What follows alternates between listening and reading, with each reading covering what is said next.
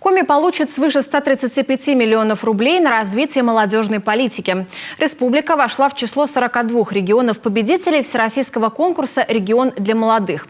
Коми представила программу «Том Войтер оф Югода. Молодежь. Живи ярко». И по итогам конкурса получит из федерального бюджета 135 миллионов 418 тысяч рублей.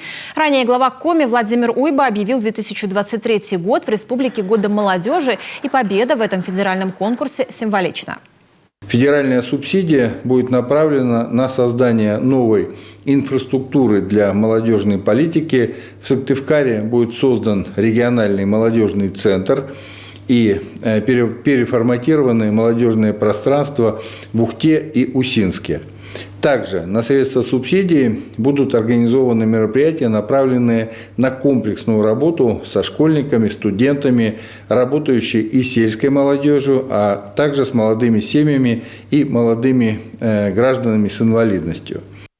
Кроме того, в Коми запланированы молодежные обучающие мероприятия, форумы, творческие фестивали, слеты для молодежных общественных объединений, сообщил Владимир Уйба.